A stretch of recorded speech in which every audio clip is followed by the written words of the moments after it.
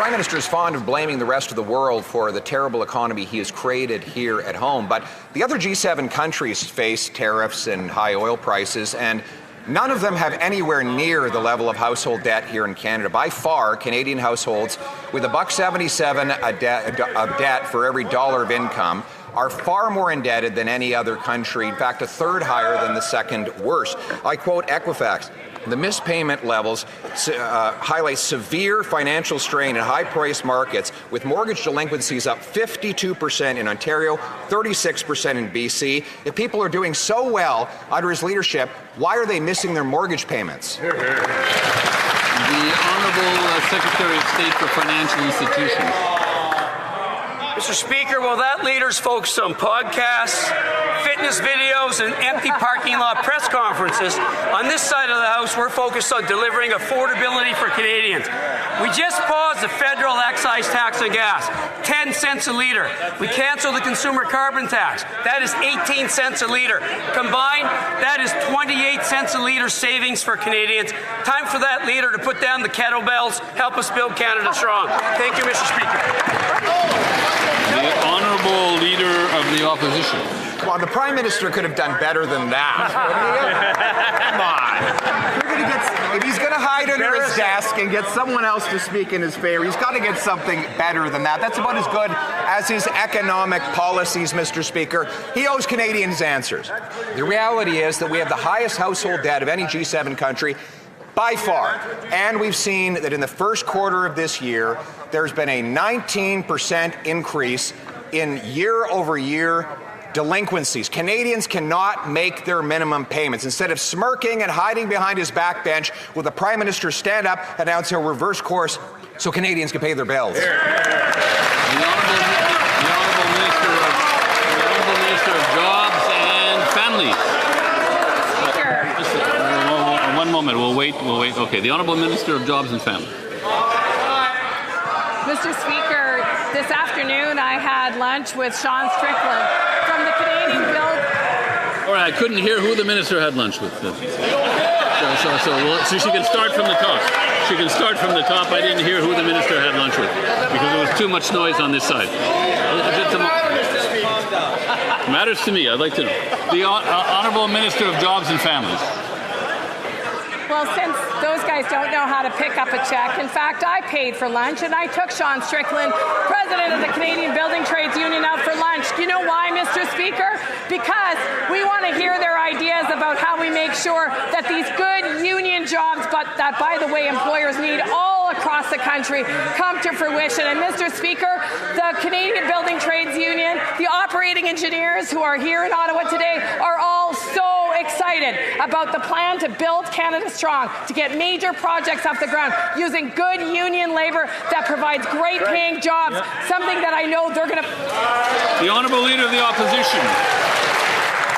Canadians are skipping lunch because they can't afford to pay their bills, while this Prime Minister and the Brookfield class skip their tax bills. Meanwhile, here at home, Mr. Speaker, here's the reality. Equifax is out this week with a new report. This is the organization that checks the credit scores of individual Canadians, saying that insolvency volumes have increased to levels not seen since 2019, 18 years ago, Mr. Speaker. Will the Prime Minister announce that he will reverse the inflationary, debt-ridden policies so that Canadians do not go bankrupt? Hear, hear. The Honourable Minister.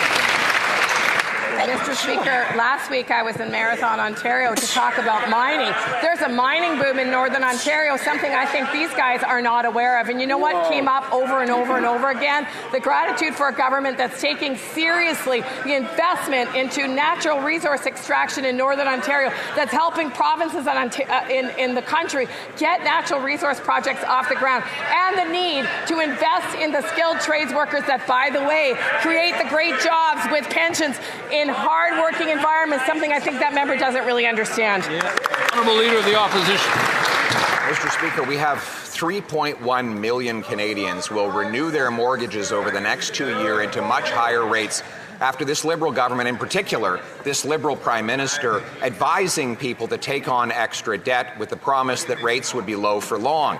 Now, the chickens are coming home to roost with rate increases that threaten more and more people with the loss of their homes. In the first 3 months of this year, 1.5 million Canadians missed a payment on a credit card or a mortgage. Will the Prime Minister announce that he's reversing the inflationary high tax policy so Canadians keep their homes? The Honourable Minister of Energy and Natural Resources. Mr. Speaker, instead of the Leader of the Opposition lifting kettlebells, maybe he should come to Kitimat and see where we're building new LNG facilities. Maybe he should come to Dease Lake, where we're building the biggest mines in the world. Maybe he should come to Darlington, where we're building new nuclear reactors. Maybe he should come to Nova Scotia, where we're building new projects. Maybe instead of talking down Canada, he should start coming to see how we're building Canada. You're right. The Honourable Leader of the Opposition. Bringing down Canada, Mr. Speaker. It doesn't help the Canadians who can't pay their bills for that minister to get up and take credit for projects that were approved 14 years ago, Mr. Speaker. Nor does it help when the Prime Minister of Canada refuses to even stand on his feet and defend his disastrous economic record at a time when our households are by far the most indebted anywhere in the G7. Why? Because they've blocked projects, because they've raised taxes, because they've caused inflation and the highest housing costs in the entire group of 7 nations. Will the Prime Minister reverse these inflationary policies before Canadians lose their homes? The Honourable Government House Leader. We know, Mr. Speaker, we know why this member asks all the questions. It's to save him writing the questions out for all of the other members of the bench that don't get to ask the questions. But while we're asking questions, when is that member going to answer why he would refuse saving thousands of dollars for Canadians on childcare? When is he going to justify his opposition to reducing taxes for Canadians? When is he going to justify his opposition to creating the Canada Child Benefit? All of these things save Canadians thousands of dollars. Why is he against them? The Honourable Leader of the Opposition. Mr. Speaker, the reason I'm asking a few extra questions is because the Prime Minister only shows up once a week and he won't get out of his chair and answer them. Didn't like that. Didn't like that. Didn't like that.